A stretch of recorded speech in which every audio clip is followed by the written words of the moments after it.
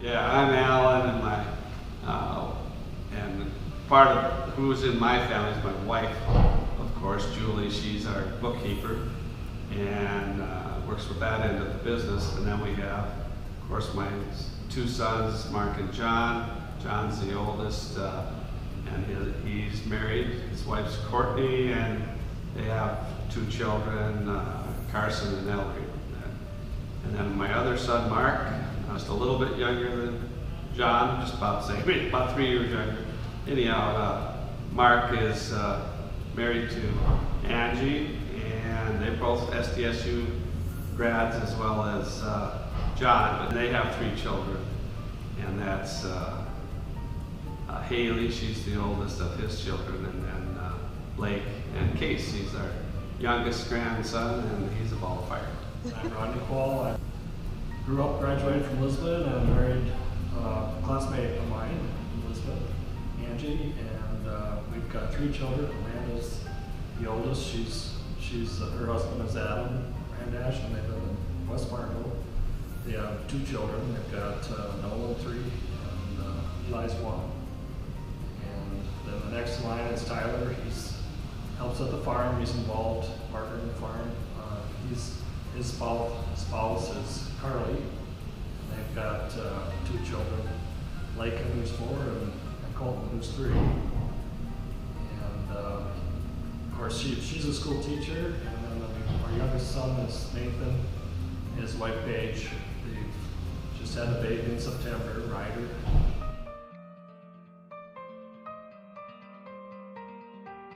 John Qual Dairy in Lisbon. We've been working with Joe for 20 years this year, I believe, and with former feed just as long. Then former feed, side tech. Yep, everything was right in that same time frame. Yeah. So everything started just about 20 years ago. And I'm Mark Qual. Our father started the operation after World War II. We grew up farming right alongside of him, with my brother Dan and Rod and I and my sister Christy. And then as things progressed, we all went to college and looked at what we wanted to do and came back and started into the farming side of the business, and have been working together through that.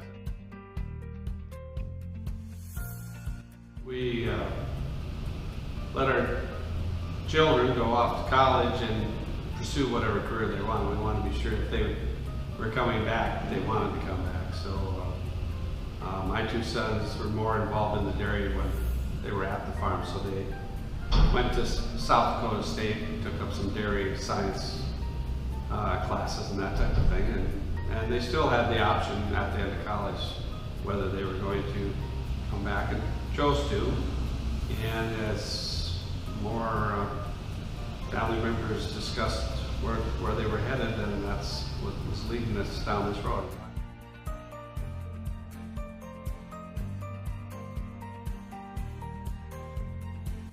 Well, I think there's always been an opportunity in this area to expand a little bit. So I think there was an opportunity there for them. They know dairy is not easy, so they grew up with it. And my boys went to NDSU at Fargo and kind of focused more on the growing aspect. This operation has kind of been a mix between grain farming and dairy over the years.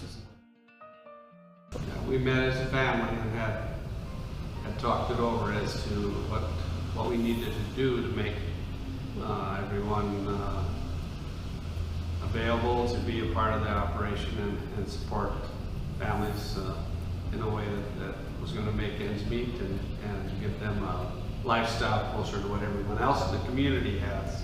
So that was a big part of it too, because if you don't want people to have to scrimp through the rest of their career and sacrifice just to be a dairy farmer. So everything that they raise, well, not everything, but most of it, all the feed comes through their farm. They purchase very little. They purchase commodities and protein sources, but their hay, their corn silage, their high moisture corn, their yearling, everything is raised here. And they have 2 cousins that Tyler and Nathan, and they work with them. They're part of the operation as well. Yeah. But it's kind of unique because they dictate what the cows are eating, they have total control over that. And that, to me, when you get forages with the quality and the consistency that these guys give you, you can make things work pretty easy. Took a lot of looking at that side of things too to decide if it was going to be feasible for all 6 families to be here, plus having the staff and employees to make it all possible as well. It's great to have an opportunity for the next generation, and that's part of why this all took place, was so that their children would have to make that choice or have the opportunity to make that choice. We kind of, how we operate here as a family is two things. One is you have to give and take. Nobody gets it right every day and nobody's wrong every day. So we're all, have to have patience with each other, because it's just part of, you can't give and take. You can't survive with this many people working together as owners. And it's not perfect here any more than it's perfect anywhere else, but that's one of the things that's important to make a family farming operation, and be open about things and talk things over. You have to have discussions and iron out the details of things. As far as our facility, we spent a lot of time in a hurry, but we did spend a lot of time looking at the numbers, and that's one of the areas I work in a lot is the financial, and then everybody sits down and analyzes it together as to. It's been a blessing to have them back home, and this was the next step, was to probably move forward. And slowly grown from 20 cows when Dad was added in a hip roof barn with buckets to where we're at today.